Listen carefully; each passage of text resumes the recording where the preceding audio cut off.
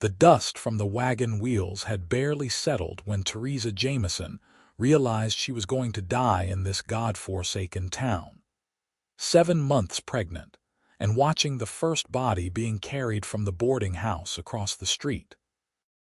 Jefferson, Texas, in the summer of 1873 was already a hard place to be alone.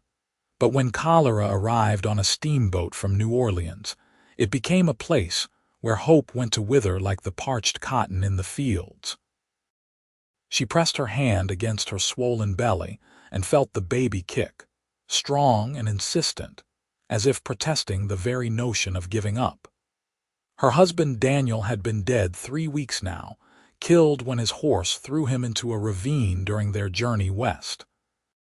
She had sold everything they owned just to make it to Jefferson, where Daniel's brother was supposed to meet them with work and a place to stay. But when she arrived, she learned that cholera had taken him first, along with his wife and 2 children. The disease had swept through the town like a biblical plague, and now she stood in the middle of a dying settlement with exactly $12 to her name and nowhere to go. The boarding house, where she had taken a room, was run by a widow named Mrs. Patterson, a stern woman with kind eyes who had survived the first wave of illness. But now the second wave was coming, worse than the first, and Theresa could see the fear etched into every face on the street. People were leaving in droves, packing wagons in the middle of the night and fleeing east or west, anywhere but here. That evening, as the sun bled red across the Texas sky, Theresa felt the first cramps in her stomach. At first she thought it was the baby, just moving wrong, pressing against something tender. But then came the nausea, swift and violent, and she barely made it to the basin before her body rebelled. The room spun around her, and she gripped the edge of the washstand so hard her knuckles went white. Mrs. Patterson found her an hour later, collapsed on the floor beside her bed, shaking with chills despite the oppressive heat. The older woman's face went pale as milk. "Oh, child," she whispered, and there was so much sorrow in those 2 words that Theresa wanted to weep. "I will send for the doctor, but he is overwhelmed. Half the town is sick now." "The baby," Theresa managed through chattering teeth. "Please, the baby." "I will do what I can," Mrs. Patterson promised, but they both knew it was hollow. The woman was 60 years old and had never had children of her own. She knew nothing about bringing babies into the world, especially not babies whose mothers were dying of cholera. The next hours blurred into a nightmare of pain and fever. Theresa drifted in and out of consciousness, aware only of the burning in her gut and the terrible thirst that no amount of water could quench. Every time she drank, her body rejected it violently. She could feel herself weakening, feel the life draining out of her with each passing moment, and all she could think was that her baby would die with her, never knowing the world, never drawing a single breath. Somewhere in the haze of fever, she heard voices. Mrs. Patterson was arguing with someone, a man, his voice low and rough like gravel. "She needs help that I cannot give," Mrs. Patterson was saying. "The doctor will not come. He says there are too many dying already and he must prioritize those who might live. So he is leaving her to die." The man's voice was sharp with anger. "She is with child. He says the cholera will take her regardless, and he cannot risk himself for a woman who is already lost. That is murder, plain and simple. That is practicality, Mr. Vance. We are living in the end times here." There was a long silence, and then the man spoke again, quieter now. "I have nursed cattle through worse than this. I can try." "She is not cattle, sir." "No, she is a woman dying alone, and that is something I cannot abide. Let me help her." Theresa wanted to open her eyes, wanted to see who was speaking about her fate as if she were not even in the room, but her eyelids were too heavy, her body too far gone. She felt rough hands lifting her, strong arms carrying her somewhere, and then there was nothing but darkness. When she woke again, she was in a different room, smaller than the one at the boarding house, with rough wooden walls and a single window that let in the gray light of dawn. She was lying on a bed that smelled of leather and wood smoke, covered with clean blankets that had been tucked carefully around her. For a moment, she thought she had died and this was some strange antechamber to whatever came next. Then she tried to move, and her body reminded her very quickly that she was still alive and still very sick. Her stomach cramped violently and she cried out, a weak sound that barely carried across the small room. Immediately, there was movement. A man appeared beside the bed, tall and lean, with dark hair that needed cutting and eyes the color of a winter sky. He was perhaps 25 or 26, with the weathered look of someone who spent his life outdoors. His face was angular and hard, but when he looked at her, there was something gentle in his expression. "Easy now," he said softly. "You are safe here. My name is William Vance, and I am going to take care of you." "I am dying," Theresa whispered. It was not a question. "Not if I have anything to say about it." He reached for a cup on the small table beside the bed. "You need to drink. Small sips, nothing more. Your body needs to remember how to hold water. It will just come back up. Maybe, but we will keep trying until it does not."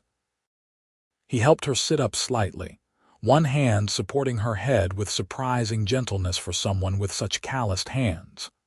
She took a sip of the water, and it was cool and clean, better than anything she had tasted in days. Her stomach roiled immediately, but William just nodded as if he had expected it. "We will wait a few minutes and try again," he said. "The key is persistence." "Why are you doing this?" Theresa asked. "You do not even know me." William set the cup down and met her eyes. "Because everyone deserves someone to sit with them in the dark. And because I lost my mother to cholera when I was 15, and there was no one there to help her at the end. I swore then that I would never let another person die alone if I could prevent it." Theresa felt tears prick her eyes. "I have a baby, 7 months along." "I know. Mrs. Patterson told me. That is another reason you are going to fight this, because that baby needs you." Over the next 3 days, Theresa learned what it meant to truly fight for life. William Vance proved to be a man of his word.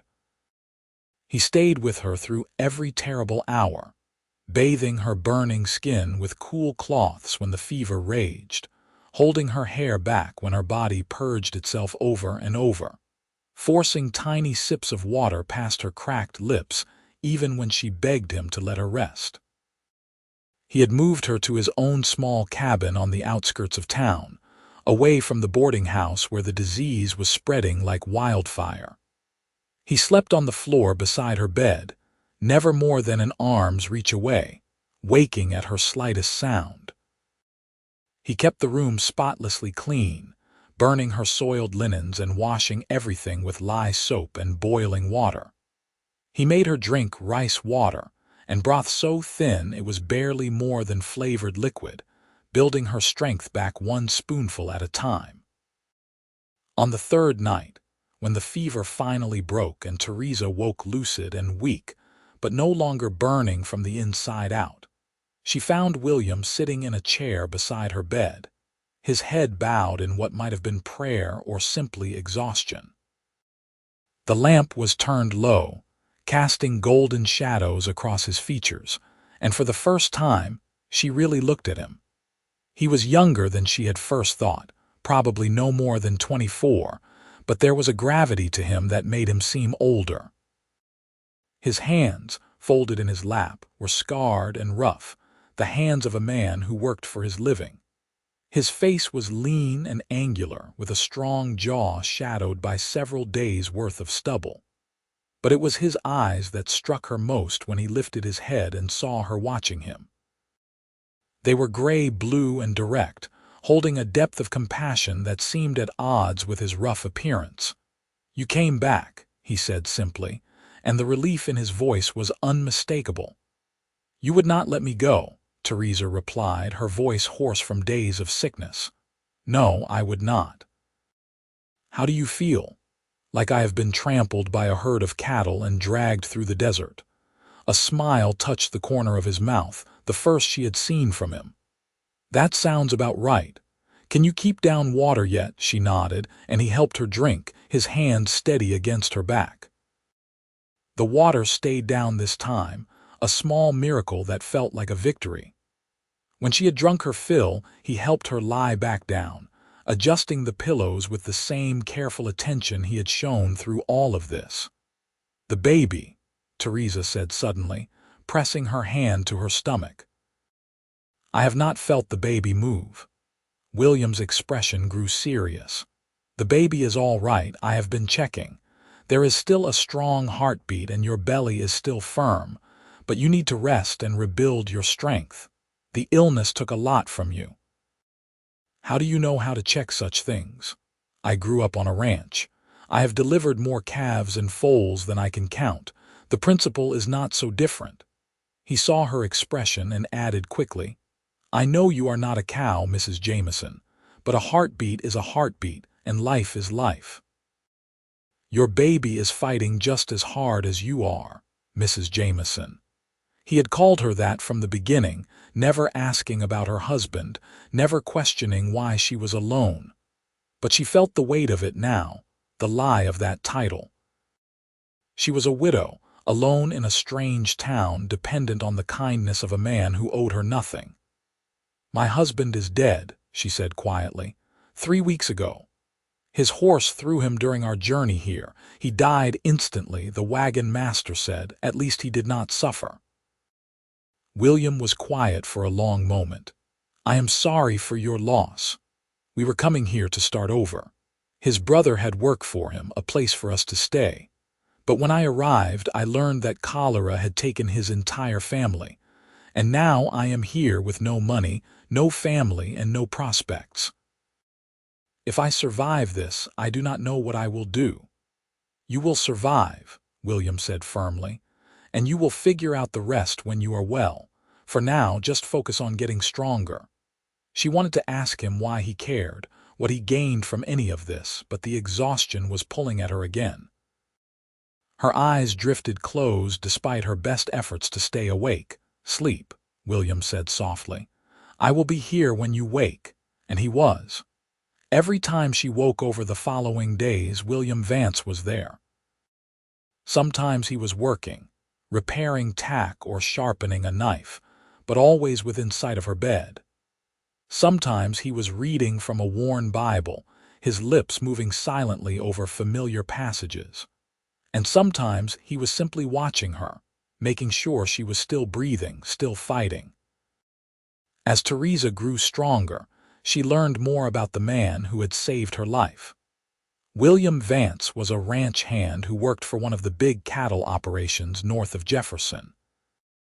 He had been in town buying supplies when the cholera hit, and instead of fleeing like so many others, he had stayed to help where he could.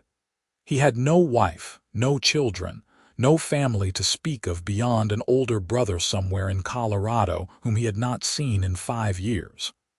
Why did you stay? Theresa asked him one afternoon when she was finally strong enough to sit up for more than a few minutes at a time. Most people ran. William was sitting by the window, mending a bridle. He did not look up from his work as he answered. Running does not solve anything. It just spreads the misery to other places. Besides, I have seen cholera before. I know how to fight it, or at least how to try. It seemed wrong to leave when I might be able to help. You could have died. I could die any day. A horse could kick me, a snake could bite me, a drunk could shoot me in a saloon brawl. At least this way, I would die doing something that mattered. Theresa studied him, this strange cowboy who spoke about death with such casual acceptance. You are not like most men I have known. Now he did look up, and there was something unreadable in his expression. I will take that as a compliment. It was meant as one. The silence that followed was not uncomfortable, but charged with something Theresa could not quite name. She was acutely aware of how she must look, with her hair hanging lank and unwashed down her back, her face gaunt from days of illness. She was wearing one of William's shirts because her own clothes had been burned, and she probably smelled of sickness, despite his best efforts to keep her clean. And yet, the way he looked at her made her feel seen in a way that went beyond the physical. By the end of the first week, Theresa was able to get out of bed for short periods. William had to help her walk, his arm around her waist as her weakened legs remembered how to support her weight. He was always respectful, always careful, but she could not help noticing the strength in his body, the solid warmth of him beside her. The baby had started moving again, strong kicks that reassured her more than anything else could. William's face lit up the first time he felt it, his hand pressed carefully against her belly where she had guided it. "That is a fighter," he said, wonder in his voice. "Strong like the mother." "I do not feel strong," Theresa admitted. "I feel like I could blow away in a strong wind." Strength is not about how you feel. It is about what you do despite how you feel. You fought through cholera while 7 months pregnant. That is stronger than most men I know. The words settled into her chest, warm and solid. She realized with a start that she had not felt this cared for since before Daniel died. Her husband had loved her, she knew that, but he had been a practical man, always focused on the next step, the next plan. William seemed to exist entirely in the present moment, giving her his full attention in a way that was both unnerving and intoxicating. As Theresa recovered, she began to help around the cabin as much as she could. It was small but well kept, a single room with a bed, a stove, a table with 2 chairs, and little else. William had given her the bed without question, sleeping on the floor wrapped in a bedroll as if it were the most natural thing in the world. She started cooking for them, simple meals made from the supplies William brought back from town. Her strength was returning slowly, and she found satisfaction in being able to contribute something, however small. William accepted her efforts with quiet gratitude, eating her somewhat lumpy biscuits and watery stew without complaint. One evening, as they sat across from each other at the small table, Theresa worked up the courage to ask the question that had been nagging at her. "Why have you not asked me for anything in return?" William looked up from his plate, confused. "In return for what? For all of this? For saving my life, for taking care of me? Most men would expect something." Understanding dawned in his eyes, followed by something that looked like anger, though she did not think it was directed at her. "I am not most men, and you do not owe me anything, Mrs. Jamison. This is not a transaction. Please call me Theresa. Mrs. Jamison makes me feel like an old woman." "Theresa, then." He said her name carefully, as if testing how it felt on his tongue. "You do not owe me anything. I did what any decent person would do. But most people did not. Most people ran, or they stayed and looked after their own. You are a stranger who risked his life for me." William set down his fork and leaned back in his chair. "My mother died alone and afraid, vomiting herself to death in a room where nobody would come near her. I was just a boy, and they would not let me go to her. Said I would catch it and die too. Maybe they were right, but she died thinking we had abandoned her. That image has haunted me every day since. When I saw you, sick and alone and pregnant, all I could see was my mother. And I thought, maybe I cannot save her, but I can save you. Maybe that will make the guilt hurt a little less." Theresa felt tears prick her eyes. "I am sorry. I did not know. How could you? We are strangers, like you said." He picked up his fork again, but he did not eat. "But maybe we do not have to stay strangers." The words hung in the air between them, heavy with possibility. Theresa's heart was beating faster, and she told herself it was just the residual weakness from her illness, not the way William was looking at her across the table. "Tell me about your husband," William said after a moment. "If you want to." Theresa hesitated. She had barely let herself think about Daniel since his death, the pain too fresh, the loss too overwhelming. But something about William's quiet presence made her want to talk. Daniel was a good man, she began. Steady, reliable. We grew up in the same town in Missouri, married when I was 18. He worked in his father's mercantile and we had a good life. Simple, but good. Then his father died and his brother inherited the business. They fought about it, terrible fights that split the family apart. Daniel decided we would go west, start fresh. His other brother, the one in Jefferson, had written saying there was opportunity here. So we packed everything we owned into a wagon and joined a train heading to Texas. That must have been hard, leaving everything behind. It was. But I thought we were going to build something new together, something that was just ours. And then, 2 weeks from Jefferson, his horse spooked at a snake and threw him. He hit his head on a rock and he was gone before I could even reach him. Just like that, all our plans, all our dreams ended. William reached across the table and covered her hand with his. It was the first time he had touched her with anything other than necessity, and the warmth of his palm against her skin sent a jolt through her. "I am sorry," he said simply. "That is a hard burden to carry, especially alone." "I do not feel so alone anymore," Theresa said, and she meant it. Over the following days, something shifted between them. The careful distance that William had maintained began to close, not with anything overt, but in small ways. He sat closer to her when they talked. His hand lingered when he helped her up. He smiled more, real smiles that transformed his serious face into something almost boyish.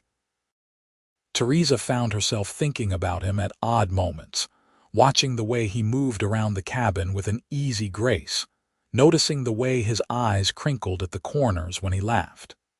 She felt guilty about it at first, as if her growing feelings were a betrayal of Daniel's memory. But Daniel was gone, and she was still here, still alive, carrying his child but facing an uncertain future. One afternoon, William came back from town with news that the cholera was finally retreating. The worst of the outbreak was over, and people were beginning to cautiously return to their normal lives. Mrs. Patterson had survived, and so had the doctor, though more than 40 people had died in total, a staggering number for a town the size of Jefferson. "She asked about you," William said, setting down a sack of supplies on the table. "Mrs. Patterson. She wants to know if you are well enough to come back to the boarding house." Theresa felt a sudden clenching in her chest. Of course. The crisis was over, which meant there was no more reason for her to stay here, imposing on William's hospitality. "I suppose I should," she said, trying to keep her voice steady. "You have done more than enough for me. I should not burden you any longer." William turned to look at her, and there was something intense in his expression. "You are not a burden, Theresa. You have never been a burden. But I cannot stay here forever. I need to figure out what I am going to do, how I am going to support myself and the baby. Perhaps Mrs. Patterson has work I could do around the boarding house, at least until the baby is born. Or you could stay here." The words fell into the space between them like a stone into still water, sending ripples in every direction. Theresa stared at him, not sure she had heard correctly. "What?" William crossed the room to stand in front of her. "Stay here, with me. Let me take care of you, both of you. William, I cannot ask that of you. You are not asking, I am offering."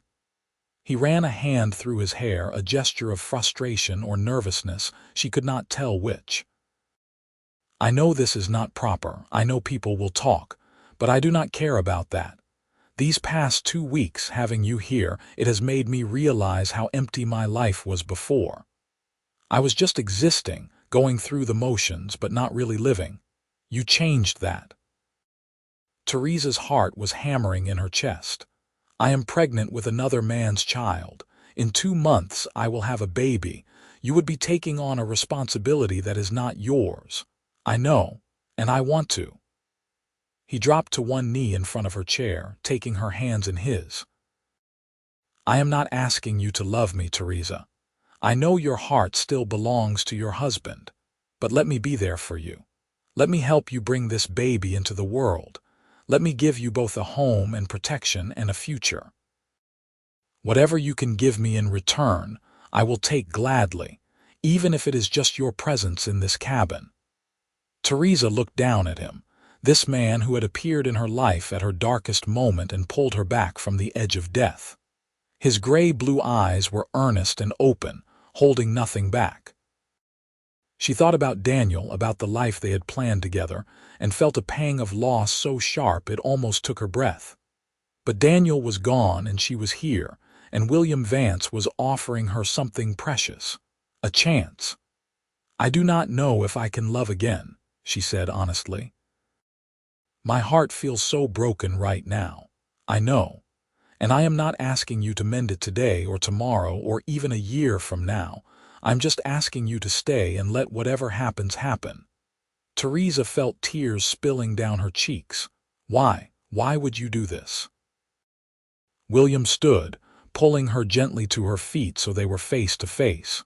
He was several inches taller than her, and she had to tilt her head back to meet his eyes. "Because when I look at you, I see everything I have ever wanted and never thought I could have. I see home. I see family. I see a future that means something. And I know I am just a ranch hand with nothing much to offer except these two hands and a willingness to work until I drop. But I will spend every day for the rest of my life making sure you and that baby are safe and cared for, if you will let me." The words broke something open inside her, some barrier she had been holding up without even realizing it. She thought about the long, lonely road ahead if she went back to the boarding house, trying to figure out how to survive as a single mother with no money and no prospects. And then she thought about staying here, in this small cabin with this man who had already proven he would walk through fire for her. "All right," she whispered. "I will stay." The smile that broke across William's face was like the sun coming out from behind clouds. He reached up and gently wiped the tears from her cheeks with his thumbs, his touch feather-light and reverent. "You will not regret this," he promised. "I swear to you, Theresa, you will not regret this." And standing there in that small cabin, with his hands cradling her face and his eyes full of promises, she believed him. The news that Theresa was staying with William spread through Jefferson like wildfire, and the gossip was about what she had expected. A pregnant widow living with an unmarried cowboy was scandalous by any measure, even in a rough town like Jefferson where frontier practicality often trumped Eastern propriety. But Mrs. Patterson surprised them both by coming to the cabin herself, and declaring to anyone who would listen that William Vance was a saint and Theresa Jamison was a respectable woman who deserved help, not judgment. "Let them talk," the older woman said firmly, sitting at their small table and drinking the tea Theresa had prepared. "This town has just been through hell and come out the other side. If people have energy to wag their tongues instead of rebuilding their lives, then they are fools." "I appreciate your support," Theresa said quietly, "but I do not want to damage William's reputation." Mrs. Patterson looked at her shrewdly. "Child, that young man's reputation was built on being reliable and hardworking. Nothing has changed that. If anything, people respect him more for not abandoning you. Besides," she added with a knowing look, "I do not think this arrangement is going to stay scandalous for long." Theresa felt heat rise in her cheeks. "I do not know what you mean." "I think you do. I see the way he looks at you and the way you look at him when you think nobody is watching. Mark my words, there will be a wedding before that baby is born." After Mrs. Patterson left, Theresa found herself thinking about the woman's words. A wedding. Marriage to William. The idea should have felt wrong, or at least premature. She had been a widow for less than a month. But instead, It felt like something solid and real, an anchor in a world that had been spinning out of control. William came home that evening with a package wrapped in brown paper. He set it on the table with an expression that was half proud, half nervous. "I got you something," he said. "I hope you do not mind." Theresa unwrapped the paper carefully and found herself staring at a simple cotton dress in a soft blue color, along with a new chemise and petticoat. They were not fancy, but they were new and clean, and most importantly, they would actually fit her changing body. "William, this is too much," she protested, but her hands were already touching the fabric, soft and cool under her fingers. "It is not enough," he said firmly. "You have been wearing my shirts for 2 weeks because we had to burn your clothes. You deserve something that is yours, something that makes you feel like yourself again." The thoughtfulness of it, the simple kindness, brought tears to her eyes yet again. She seemed to cry at everything these days, and she did not know if it was the pregnancy or the emotion or simply the release after so much tension. "Thank you," she said, and then, impulsively, she stood on her toes and kissed his cheek. William froze, and for a moment she thought she had overstepped. But then he turned his head slightly, and his hand came up to cup her jaw, and he was looking at her with an intensity that made her breath catch. "Theresa," he said, and her name was almost a question. She should step back. She should remember that her husband had been dead less than a month, that she barely knew this man, that everything was moving too fast. But she did not want to step back. She wanted to step forward, into the warmth and safety that William represented. "Yes," she whispered, answering the question he had not quite asked. He kissed her then, soft and careful, as if she were something precious that might break. His lips were warm against hers, and she could feel the restraint in him, the way he was holding himself back. She leaned into him, as much as her belly would allow, and kissed him back with all the confused, overwhelming emotions churning inside her. When they finally pulled apart, they were both breathing hard. William rested his forehead against hers, his eyes closed. "I have wanted to do that for days," he admitted. "I have wanted you to. Is it wrong? Am I taking advantage?" Theresa pulled back enough to look at him properly. "No. Nothing about this feels wrong, William. Complicated, yes, fast, definitely, but not wrong." He smiled, that rare, genuine smile that transformed his whole face.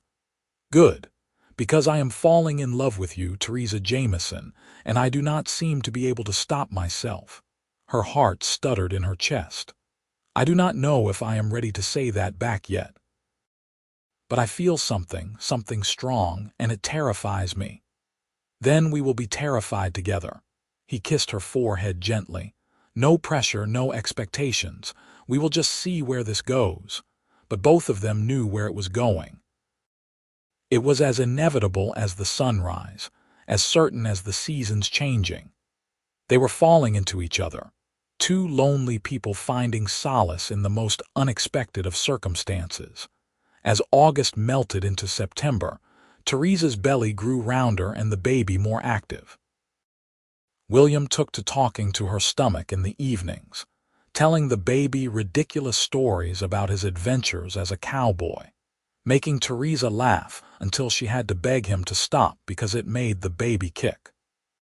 He brought home supplies to build a proper cradle, working on it in the evenings by lamplight.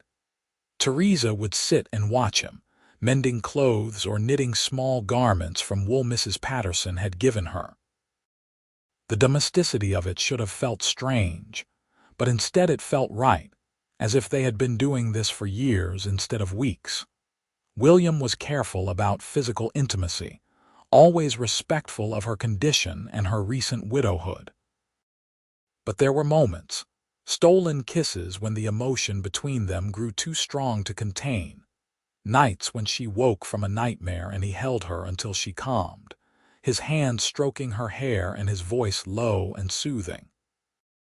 "Tell me about growing up on a ranch," she said one evening, Needing to know more about this man who had become the center of her world, William set down the piece of wood he was sanding. Not much to tell. My father ran a small operation in West Texas, near San Angelo. It was hard work, and he was a hard man. He believed in tough love, in teaching through doing.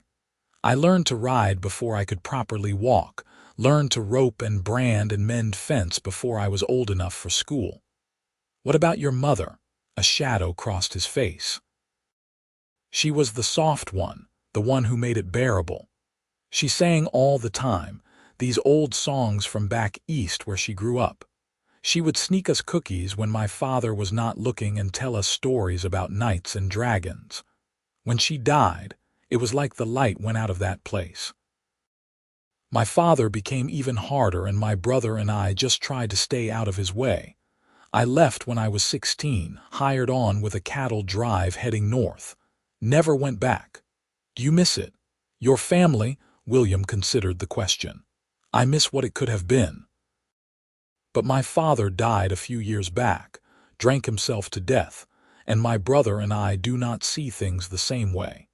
He thinks I am wasting my life drifting from ranch to ranch. Maybe he is right, but I never felt like I had a reason to stop drifting until now. He looked at her then, and the meaning was clear. She was his reason. She and the baby she carried were enough to make him want to put down roots, to build something permanent. What if we got married? William said suddenly, the words tumbling out as if he had been holding them back for a while. Before the baby comes. Make this official, make you and the child legally protected. I know it is fast. I know people will talk even more than they already are, but I want to do right by you. Theresa's first instinct was to say no, to protest that it was too soon, that she was still mourning Daniel. But then she thought about the practicality of it. A married woman had legal protections that a widow did not. Her child would have a father on the birth record, a name, a legacy. And beyond the practical considerations, there was the simple truth that she wanted to marry William Vance. She wanted to tie herself to this man who had shown her more care and compassion in a month than some people saw in a lifetime. Yes, she said, and watched his eyes go wide with surprise. Yes, I will marry you. William was out of his chair in an instant, crossing to her and pulling her up into his arms as carefully as if she were made of glass. You mean it? I mean it. But William, I need you to understand something. I loved my husband. Part of me will always love him. This is not about replacing him or forgetting him. I know that. I would never ask you to forget him. He gave you that baby, and that baby is going to be as much mine as if I had fathered it myself. I will honor his memory by taking care of the family he left behind. The words were exactly what she needed to hear. She pulled his head down and kissed him, deeper this time, letting herself feel the full force of what was building between them. When they finally broke apart, they were both flushed and breathing hard. When? Theresa asked. As soon as possible. Tomorrow, if we can find a preacher willing to do it. They found a preacher 2 days later, a traveling minister who had come to Jefferson to help with the spiritual aftermath of the cholera epidemic. He married them in the small cabin with Mrs. Patterson and 2 of William's friends from the ranch as witnesses. Theresa wore her new blue dress, and William wore his cleanest shirt and a nervous expression that made her want to laugh and cry at the same time. The ceremony was simple and quick, but when William slipped a thin gold band onto her finger and promised to love and cherish her for the rest of his days, Theresa felt something settle into place inside her. This was right. This man, this moment, this new beginning. That night, they lay together in the bed that had been hers alone for weeks, William's arm around her and her head on his chest. He held her carefully, mindful of her belly, and stroked her hair with gentle fingers. I never thought I would have this, he said quietly. A wife, a family. I thought I was meant to be alone. You are not alone anymore, Theresa said. Neither of us are. I am going to work hard for us, Theresa. I am going to save every penny so we can get our own place, something better than this cabin. I want to give you and the baby everything."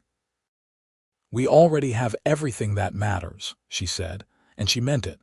The next weeks passed in a blur of preparation and anticipation.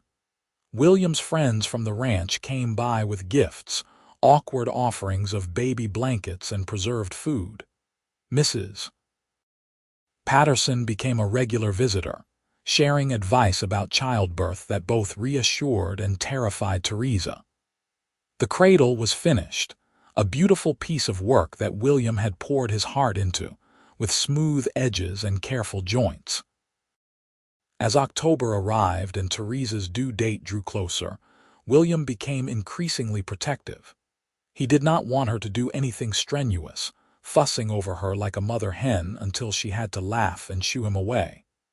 But his concern was endearing, a tangible manifestation of how much he cared. "What if something goes wrong?" he asked one night, voicing the fear that had been lurking in both their minds. "What if I cannot protect you?" "You have already saved my life once," Theresa reminded him. "I trust you completely. Childbirth is different than cholera.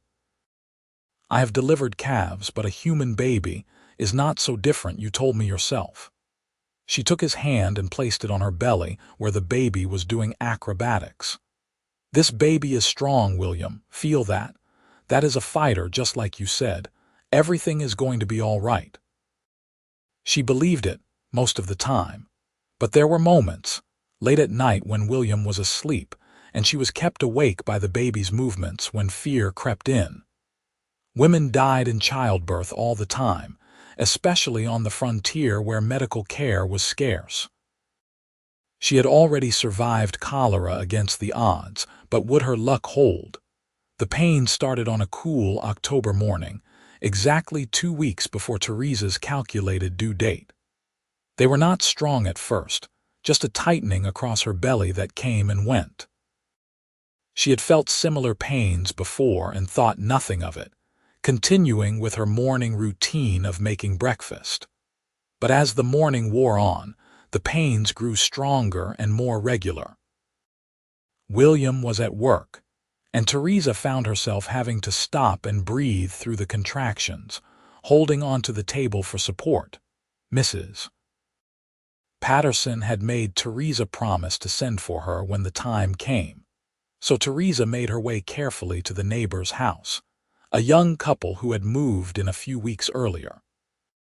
The wife, a sweet girl named Mary, took one look at Theresa's face and immediately dispatched her husband to fetch both Mrs. Patterson and William. By the time William came thundering back to the cabin on his horse, Theresa was in active labor. Mrs. Patterson had taken charge, boiling water and laying out clean linens, barking orders like a general preparing for battle. William burst through the door, wild-eyed and pale. "Theresa!" "I am all right," she managed between contractions. "It is happening, William. The baby is coming." He was at her side in an instant, taking her hand and letting her squeeze hard enough to hurt. His face was a mask of concern, but his voice was steady when he spoke. "I am here. I am not going anywhere, Mrs. Patterson tried to shoo him out, insisting that childbirth was no place for a man, but William refused to budge. "She is my wife, and that is my child. I am staying." The older woman grumbled but did not push the issue, perhaps recognizing that William Vance was not a man who could be moved once he set his mind to something. The labor was long and hard, lasting through the afternoon and into the evening. Theresa had known it would be difficult, but nothing could have prepared her for the reality of it, the pain that seemed to tear her apart from the inside out. Through it all, William stayed beside her, letting her grip his hand until she was sure she would break his fingers, wiping her face with cool cloths, whispering encouragement when she was sure she could not go on. "You are the strongest person I have ever known," he told her during a particularly brutal contraction. You survived cholera. You can do this. Our baby needs you to do this. I cannot, she sobbed. William, I cannot. Yes, you can. Look at me, Theresa, look at me. He waited until her pain-glazed eyes focused on his face. You can do this. We are going to meet our baby soon, just a little longer. Our baby. Not her baby, not her late husband's baby, but theirs. The words gave her strength she did not know she possessed. As night fell, the contractions reached a crescendo. Mrs. Patterson, who had been checking her progress, announced that it was time to push. This is it, the older woman said. Your baby is ready to come into the world, child. Now you have to help it along. What followed was the hardest physical effort Theresa had ever endured. She pushed with everything she had, screaming with the effort, crushing William's hand in hers. He never flinched, never looked away, his eyes locked on her face with an intensity that grounded her. And then, just when she thought she could not take another moment, there was a rush of relief and the sound of a baby's cry filled the cabin. It is a boy, Mrs. Patterson announced, her voice thick with emotion. A healthy baby boy. Theresa collapsed back against the pillows, exhausted beyond measure but filled with a joy so intense it hurt. William was staring at the baby in Mrs. Patterson's arms, his face slack with wonder. A son, he whispered. We have a son. Mrs. Patterson cleaned the baby quickly and efficiently, then wrapped him in a soft blanket before placing him in Theresa's arms. Theresa looked down at the tiny face, red and wrinkled and absolutely perfect, and felt her heart expand to hold all the love she thought she would never feel again. Hello, little one, she murmured. We have been waiting for you. The baby blinked up at her with dark, unfocused eyes, his tiny fist waving in the air. William reached out tentatively, and Theresa guided his hand to touch the baby's head, covered in fine dark hair. He is so small, William said in awe. So perfect. He is ours, Theresa said, and when she looked up at her husband, she saw tears streaming down his face. Thank you, he said, his voice breaking. Thank you for this, for him, for everything. Theresa shifted the baby so William could see him better. What should we name him?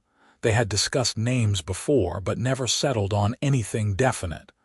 William looked at the baby for a long moment, then met Theresa's eyes. Daniel, he said softly. We should name him Daniel, after his father. It is right. The gesture, the acknowledgement of the man who had come before him, made Theresa fall in love with William Vance all over again. Daniel William, she said. Daniel for his father, William for the man who will raise him. William's face crumpled, and he buried it against her shoulder, his body shaking with silent sobs. Theresa held him as best she could with one arm, the other cradling their newborn son, and let him release all the emotion he had been holding back. When he finally pulled himself together, William kissed her forehead, then gently kissed the baby's head. I promise you both, he said solemnly. I will spend every day of my life making sure you are loved and protected. This I swear. Mrs. Patterson, who had been bustling around cleaning up, paused to wipe her own eyes. You are a good man, William Vance. This family is blessed to have you. The first weeks with baby Daniel were an exhausting blur of feedings and diaper changes and sleepless nights. William proved to be as devoted a father as he had been a caretaker. He learned to change diapers without complaint, walked the floor with the baby when he was fussy, and looked at his son with such open adoration that it made Theresa's heart ache. He has your determination, William told her one evening, rocking Daniel, who had been crying for an hour straight. Stubborn as the day is long. He has your gentleness, Theresa countered, watching her husband sway back and forth with an ease that belied how new all of this was to him. Look how he calms for you. It was true. Daniel seemed to respond to William's presence, settling more quickly when his father held him. William sang to him in a surprisingly pleasant baritone, old cowboy ballads and cattle drive songs that were completely inappropriate for a baby, but that Daniel seemed to love. As winter approached, William made good on his promise to provide for his family. He took on extra work, saving every spare dollar with a focus that bordered on obsessive. He was determined to buy them a proper house, something with more than one room, a place where they could truly build their life together. "You do not have to work yourself to death," Theresa told him one night after he came home so exhausted he could barely stand. "We are fine here." "You deserve better than fine," William said firmly. "You and Daniel deserve the best I can give you.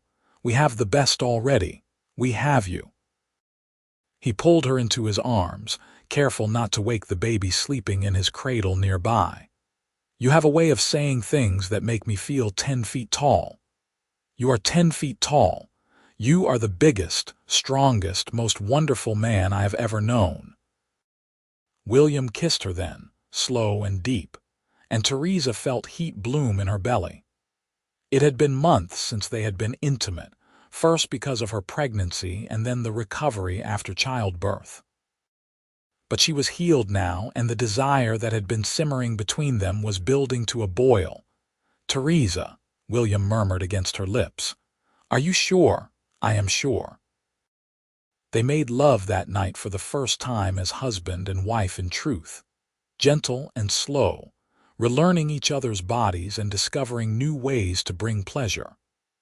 Afterward, they lay tangled together in the narrow bed, William's hand stroking her hair. "I love you," Theresa said, the words falling out naturally for the first time. "I love you, William Vance." She felt him go still beneath her, then his arms tightened around her. "Say it again." "I love you. I think I have for a while now, but I was afraid to admit it. Afraid it was too soon, afraid I was being disloyal to Daniel's memory. But tonight, I realized that love is not something you ration out. It grows to fill the space you give it, and you have shown me so much love that my heart had no choice but to love you back." William rolled her onto her back, looking down at her in the moonlight streaming through the window. "I love you too. I have loved you from almost the moment I saw you, sick and afraid and still fighting. You are everything to me, Theresa. You and Daniel, you are my whole world." They sealed the declaration with another kiss, and Theresa felt the last piece of her broken heart click back into place.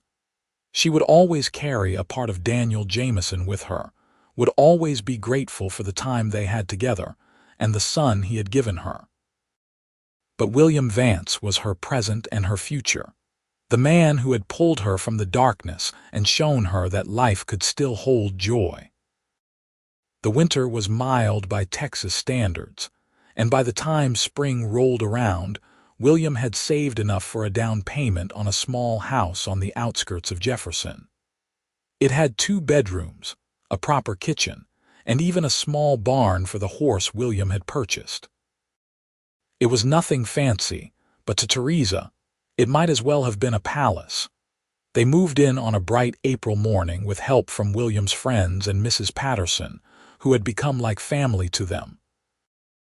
Daniel was 6 months old now, a chubby, happy baby who smiled at everyone and had just started sitting up on his own. "Welcome home, Mrs. Vance," William said, carrying her over the threshold while Mrs. Patterson held the baby. "It is perfect," Theresa said, looking around at the empty rooms that would soon be filled with their life together. "Absolutely perfect." They spent the next week settling in, building furniture and hanging curtains and slowly transforming the house into a home. William built Theresa a garden plot where she could grow vegetables, and she hung his mother's old Bible on the wall in the main room, a silent acknowledgement of the woman who had shaped him. One evening, as they sat on the porch watching the sunset while Daniel played with a wooden horse William had carved, Theresa reflected on how much had changed in less than a year. She had arrived in Jefferson pregnant, alone, and terrified, expecting to die in a town ravaged by disease. Instead, she had found a second chance at love, a family, and a future she never could have imagined. "What are you thinking about?" William asked, his arm around her shoulders. "About how lucky I am. About how a year ago I thought my life was over, and now look at us." William kissed her temple. "Not luck, fate. We were meant to find each other. Do you ever regret it? Taking me in, taking on Daniel, giving up your freedom?" "Not for one single second. You gave me a purpose, Theresa. Before you, I was just drifting, existing but not really living. Now every morning I wake up with a reason to get out of bed, a reason to work hard, a reason to come home. You and Daniel are the best things that ever happened to me." Daniel chose that moment to toddle over on unsteady legs, crashing into William's knees and giggling. William scooped him up, tossing him gently in the air and catching him, making the baby shriek with laughter. "Da," Daniel said, one of his first clear words, and William's face lit up like Christmas morning. "That is right, I am Da," he said, his voice thick with emotion. "And I am never going anywhere." As the months turned into years, the Vance family flourished. William took a permanent position as foreman at one of the larger ranches, a job that paid well and came with respect. Theresa took in sewing to bring in extra money, building a reputation for fine work. Daniel grew from a baby into a rambunctious toddler with his mother's dark eyes and his father's determination. When Daniel was 2 years old, Theresa discovered she was pregnant again. The news terrified her at first, memories of the cholera and that first terrible labor haunting her. But William was there, as he had always been, holding her when she cried and reassuring her that everything would be all right. "We will get through this together," he promised, "just like we get through everything." This pregnancy was easier than the first, and when Theresa went into labor on a warm summer evening, William was right beside her again. Their daughter was born just after midnight, tiny and perfect with a shock of dark hair. "She looks like you," William said in wonder, cradling his daughter like she was made of spun glass. "She has your chin," Theresa said, exhausted but happy. "What should we name her?" William looked down at the baby, then up at Theresa. "Grace. Because that is what you have given me, every single day. Grace." Grace Vance was a quiet baby, the complete opposite of her boisterous brother. Daniel was fascinated by his sister, wanting to help with everything, bringing her toys and singing to her in a surprisingly sweet voice for a 2-year-old. Life settled into a rhythm, busy and sometimes chaotic, but full of love. William proved to be an exceptional father, patient with Daniel's endless energy and gentle with Grace's needs. He taught Daniel to ride as soon as the boy was old enough, taking him on gentle trail rides while Theresa held her breath and tried not to worry. On their 5th wedding anniversary, William took Theresa into town and bought her a proper wedding ring to replace the simple band she had worn since their hasty ceremony. It was still modest, but it had a small diamond that caught the light, and Theresa treasured it more than gold. 5 years, William said that night as they lay in bed, the children finally asleep in the next room. "Sometimes it feels like a lifetime, and sometimes it feels like yesterday that I first saw you in that boarding house room. Do you remember what you said? That you would not let me die alone. I remember everything about that day. How small you looked in that bed, how scared I was that I would not be able to save you. You did more than save me, William. You gave me a reason to live." He turned to face her, his hand cupping her cheek. "We saved each other. I was so lost before you, Theresa. Just going through the motions, never really connecting with anyone or anything. You showed me what it means to truly be alive." They made love that night with the practiced ease of long familiarity, but the passion was still there, burning as bright as ever. Afterward, Theresa lay with her head on William's chest, listening to the steady beat of his heart. "I want more," she said suddenly. "More what?" "More of this. More children, more years, more life. I want to grow old with you, William Vance. I want to see our children grow up and have children of their own. I want 50 more anniversaries with you." William's arms tightened around her. "You will have them. I promise you that." The years continued to pass, each one bringing its own joys and challenges. William eventually saved enough to buy his own small piece of land, where he raised cattle and horses. Daniel grew into a capable young man who loved the ranch life as much as his father did. Grace became a skilled seamstress like her mother, her quiet nature hiding a sharp mind and an artist's eye. 2 more children joined the family over the years, another son named Matthew and a daughter named Hope. The house that had seemed so large when they first moved in became crowded with laughter and noise and the organized chaos of a big family. Through it all, William and Theresa's love only deepened.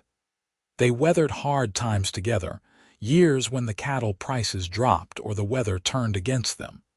They celebrated good times, like when Daniel won his first roping competition, or when Grace sold her first commissioned dress. They held each other through sorrows, like when Mrs. Patterson passed away peacefully in her sleep at the age of 75, and through joys, like the birth of their first grandchild when Daniel married a rancher's daughter and made them grandparents at ages 48 and 45.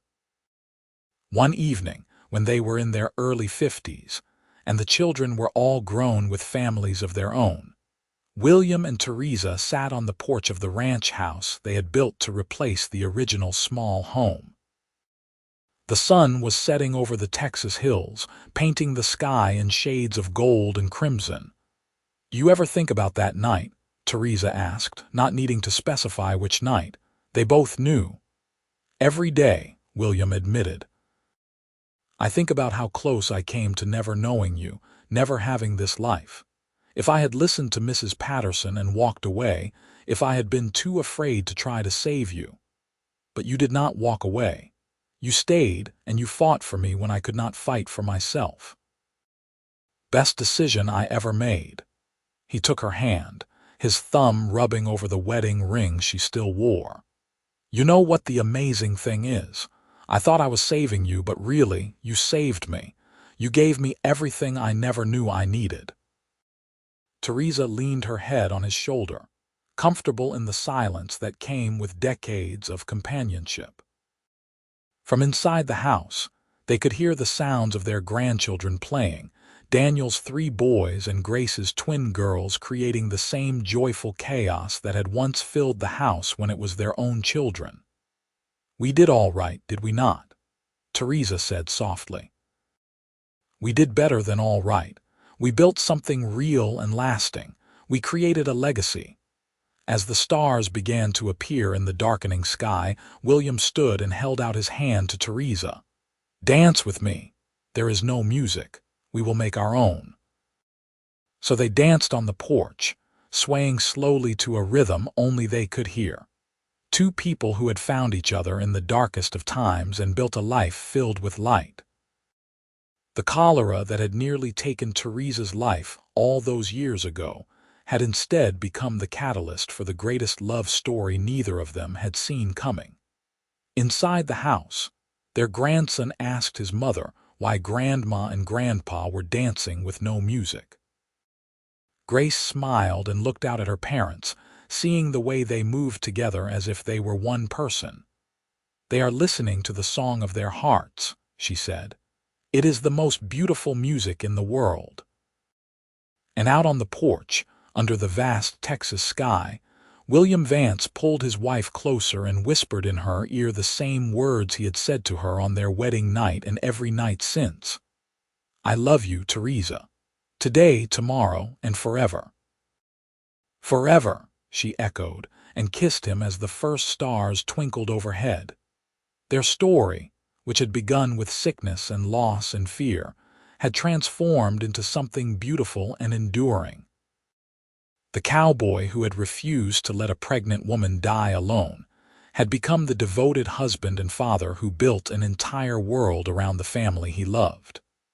The widow who had thought her life was over had discovered that sometimes endings are just new beginnings in disguise. Years later, when their great-grandchildren would ask about how Grandma Theresa and Grandpa William met, the story would be told and retold, becoming family legend. The tale of the cholera outbreak in Jefferson, Texas, in 1873, when a cowboy named William Vance nursed a pregnant widow through every terrible night, and in doing so, found his destiny. But the story did not end there. It continued through generations, through the children and grandchildren and great-grandchildren who carried their legacy forward.